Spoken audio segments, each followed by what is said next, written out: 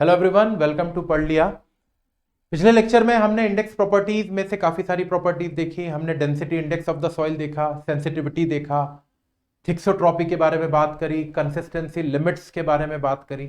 अब इन्हीं सारी चीजों को जो हमने अभी तक थियोरेटिकल वे में पढ़ रखा है, इन्हीं सारी चीजों को जरा देखें कि न्यूमेरिकल्स किस तरीके के पूछे जाते हैं इन सारे टॉपिक से रिलेटेड। क्वेश्चंस को एकदम ध्यान से समझेंगे और क्वेश्चंस के थ्रू ही कंसेप्ट को रिकॉल करने की कोशिश करेंगे आप। हर एक क्वेश्चन में एक कंसेप्ट छुपा होगा, उस कंसेप्ट को हम वापस से रिवाइज करेंगे क्वेश्चन सॉल्व करने के दौरान, और न्यूमेरिकल्स तो सॉल्व होते ही रहेंगे। चलिए जरा देखते हैं। गेट 2018 का क्वेश्चन है आपके लिए। क्या बोल रहा है? In a shrinkage limit test the volume and mass of the dry soil are found to be 50 centimetre cube and 88 grams respectively. मतलब volume of the soil is given as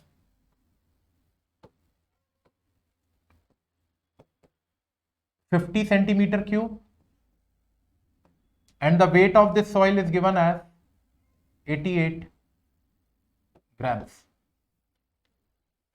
The specific gravity of the soil solids is 2.71. The specific gravity is 2.71 and the density of the water is 1 gram per centimeter cube.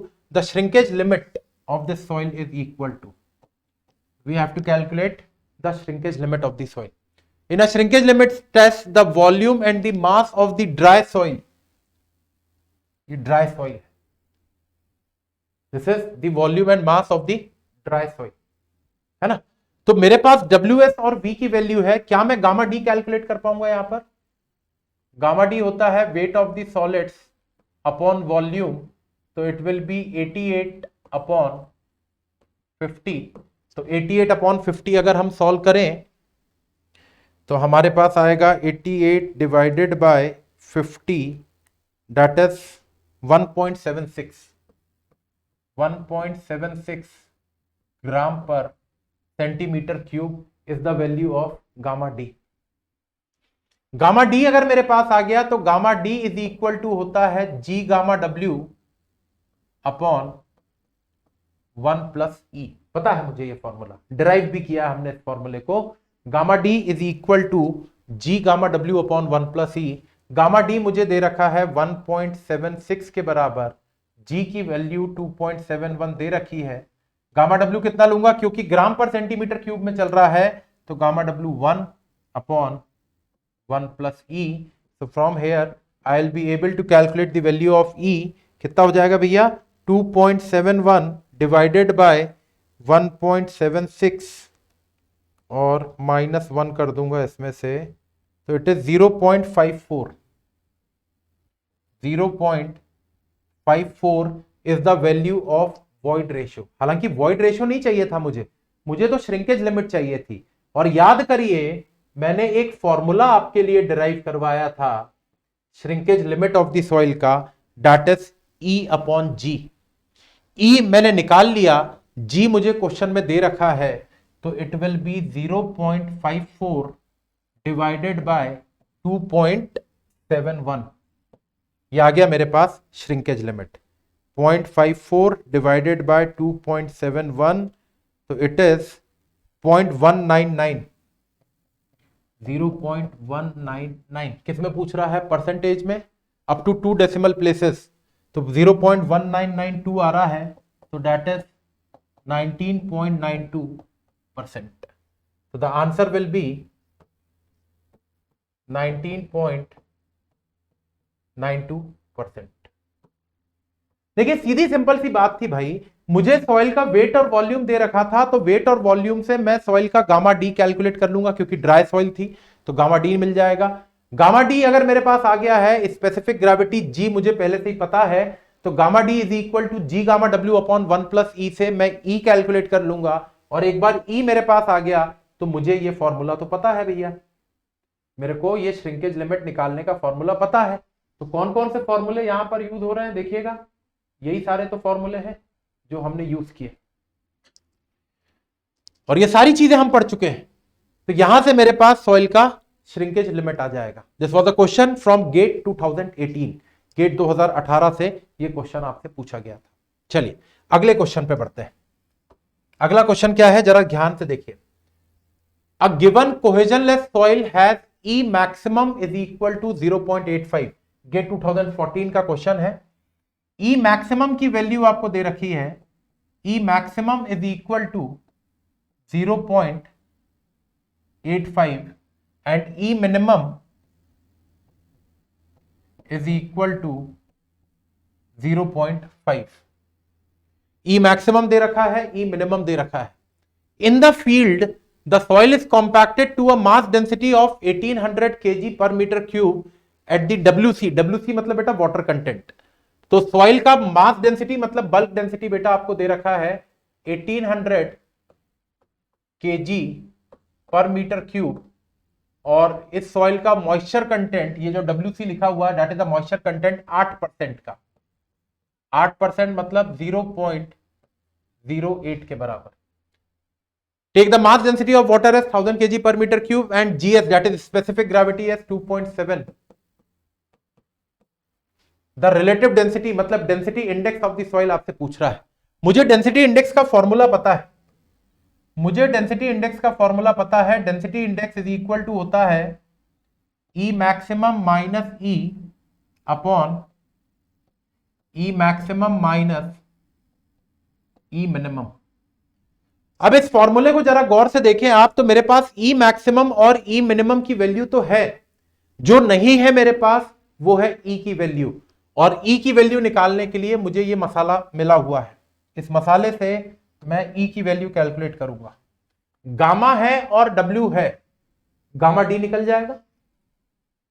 Bulk density और water content है, gamma D निकाल सकता हूं मैं, क्योंकि मुझे पता है कि gamma D into 1 plus W gamma के बराबर होता है। गामा D मुझे चाहिए है, वाटर कंटेंट 8% का है मतलब 0.08 इज इक्वल टू गामा की वैल्यू है 1800।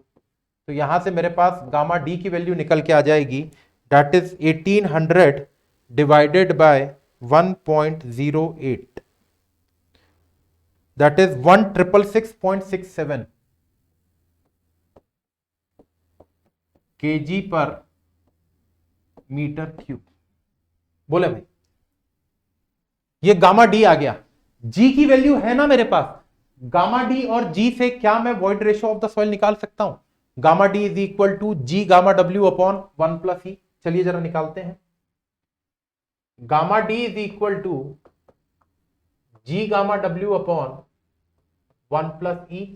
गामा डी की वैल्यू आई है मेरे पास 1666.67 इज इक्वल टू जी कितना दे रखा है भैया 2.7।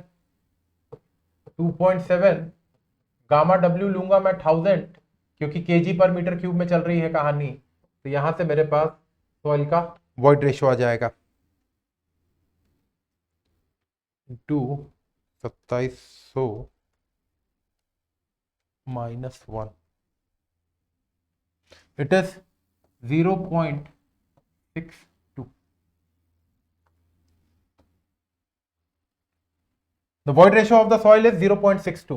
आप आ जाइए, डेंसिटी इंडेक्स पूछा था मुझसे। डेंसिटी इंडेक्स होता है E maximum minus E upon E maximum minus E minimum. E maximum और E मिनिमम तो मुझे क्वेश्चन में दे रखा है 0.85 और 0.5। E maximum is 0.85, E minimum is 0.5 और E की वैल्यू मैंने निकाल ली है। सारी चीजें यहां पे पुटअप कर दीजिए। E मैक्सिमम 0.85, E मैंने 0.62 निकाला है अभी, divided by 0.85 minus 0.5। This will give you the density index of the soil. 0.85 minus 0.62 divided by 0.85 minus 0.5, so it is 0.6571, that is 65.71%. This is my answer.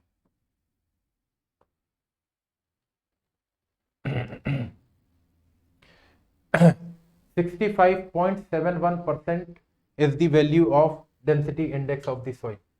65.71, D option. D option will be the correct answer, 65.71%। Clear? चलिए next question पे बढ़ते हैं। The following data are obtained, GATE 2002 बहुत पहले का question है। The following data are obtained from a liquid limit conducted on the soil sample, the liquid limit of the soil will be equal to. याद करिए मैंने कैसेग्रांस method जब आपको बताई थी तो मैंने बोला था the water content of the soil at 25 number of blows will be the liquid limit of the soil. ये पढ़ा हुआ है हमने, water content at 25 blows is the liquid limit of the soil, is the liquid limit of soil। तो 25 blow पे water content है 61.9, तो the liquid limit of the soil will be 61.9%। सीधा सिंपल सी बात। हालांकि अब गेट वाले इस टाइप के क्वेश्चंस नहीं पूछेंगे आपसे, तो बहुत पहले का था ये क्वेश्चन। मैंने सिर्फ इसलिए लिया क्योंकि ये बात मैंने थियोरेटिकली आपको बताई थी एक लेक्चर में, तो उस चीज को मैंने प्रैक्टिकली भी आपको दिखा दिया कि इस टाइप में कभी कुछ आएगा तो आप बता सकते हैं कि इस सॉइल का लिक्विड लिमिट क्या होगा। चलिए नेक्स्ट बात करते हैं, नेक्स्ट क्वेश्चन पे आते हैं। The void ratio at the densest, loosest and the natural state of the sand deposit are 0.2, 0.6 and 0.4 respectively। The relative density of the deposit will be equal to, void ratio under the densest condition, densest condition पर जो void ratio होगा वो E minimum होगा, looseस्ट condition पर जो void ratio होगा वो maximum होगा, और natural condition का void ratio E के बराबर होगा। E minimum की वैल्यू दे रखी है 0.2, E maximum की वैल्यू दे रखी है 0.6, और नेचुरल कंडीशन का वॉइड रेशियो दे रखा है 0.4 के बराबर। आपसे पूछ रहा है रिलेटिव डेंसिटी बताइए कितनी होगी। तो मुझे पता है रिलेटिव डेंसिटी होती है E maximum minus E upon E maximum minus E minimum. सारा कुछ तो है मेरे पास। E मैक्सिमम कितना 0.6, E की value 0.4 divided by E maximum 0.6, E minimum 0.2, तो ऊपर आ गया 2, नीचे आ गया 4, that is 0.5, that is 50%। The answer will be C option. सीधा फॉर्मूले में वैल्यू सब्स्टिट्यूट करनी थी एंड सीधा सीधा आंसर आ जाएगा आपके पास। भाई आईडी का फॉर्मूला हमको पता है, आपको क्वेश्चन में E मैक्सिमम, E मिनिमम और E की वैल्यू सब दे रखी थी। सिंपली इस फॉर्मूले में वैल्यू पुटअप करिए, डायरेक्ट आंसर आ रहा है। The correct answer will B 50%। Clear? चलिए अगले क्वेश्चन पे आते हैं। The toughness index of the clay soil is given by. हमने फाइनली पिछले लेक्चर में टफनेस इंडेक्स पढ़ा था। टफनेस इंडेक्स था क्या? टफनेस इंडेक्स बोलता था कि जो टफनेस इंडेक्स होता है that is actually the ratio of plasticity index to the flow index. पढ़े हुए हैं हम तो ये। The toughness index of the soil is defined as the ratio of plasticity index to the flow index. So the toughness index of the clay is given by plasticity index upon flow index, liquid limit upon plastic limit, liquidity index upon plastic limit upon liquidity index। तो साफ साफ दिख रहा है A option is the correct answer। Plasticity index और flow index का ratio जो होता है यही कहलाता है आपका toughness index of the soil. चलिए, the ratio of unconfined compressive strength of the undisturbed sample of the soil to the remolded sample। remolded का मतलब बेटा याद रखिएगा, अगर कहीं पर remolded वर्ड दिख रहा है तो remolded is simply the disturbed condition। remolded मतलब होता है disturbed state। तो आपको क्या बोल रहा है? आपसे बोल रहा है unconfined compressive strength of the undisturbed sample to the unconfined compressive strength of the disturbed sample को क्या कहते हैं? इसको कहते हैं sensitivity. It is known as sensitivity of the soil. सीधी सिंपल सी बात। चलिए next, from the laboratory investigation the liquid limit, plastic limit and natural moisture content of the soil. ये 2021 का क्वेश्चन है आपके लिए। The liquid limit, plastic limit and the natural moisture content and flow index of the soil specimen are obtained as liquid limit 60%, plastic limit 27% और natural moisture content is the liquid limit, plastic limit 32%, liquid plastic limit is 32% and the natural moisture content is 27%. एक minute नहीं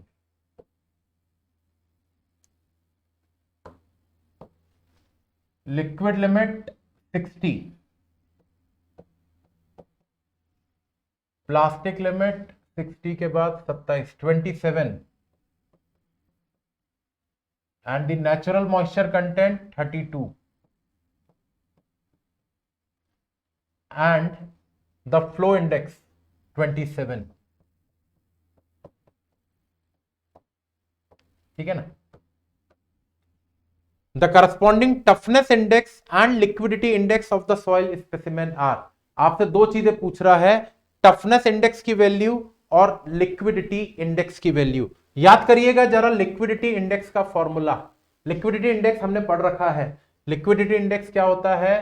that is W minus WP upon IP। ये formula पढ़ा है हमने detail में। Liquidity index of the soil is W minus WP upon IP।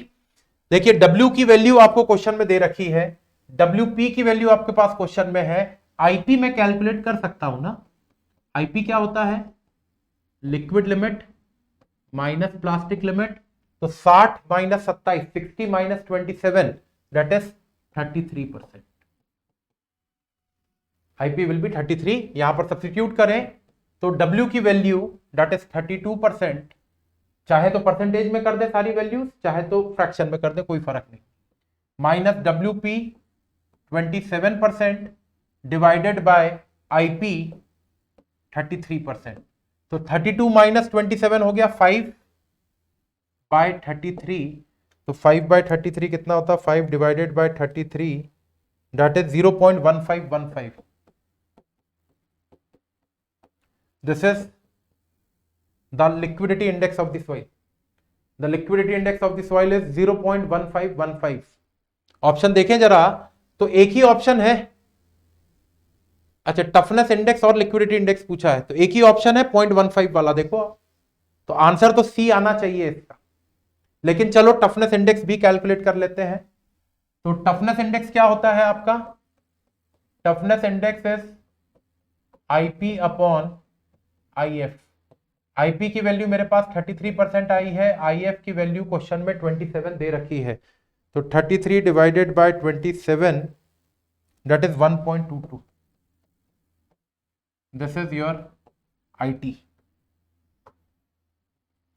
IT आ गया है 1.22 और IL आया है 0.15, तो कौन सा ऑप्शन मैच कर रहा है? देख लीजिए, सी ऑप्शन ही है जो मैच कर रहा है। IT is 1.22 and IL is 0.1515। 0.1515 मतलब 0.15 बोल सकते हो आप इसको। तो the correct answer will be C option. GATE 2021 का क्वेश्चन था आपका। क्लियर? चलिए next, the laboratory test on the sample yields the following results. आपने सॉइल के ऊपर में लेबोरेटरी टेस्ट किए और आपको मिला द नेचुरल मॉइस्चर कंटेंट 18% का, नेचुरल वाटर कंटेंट है 18%, लिक्विड लिमिट 60%, प्लास्टिक लिमिट 25%।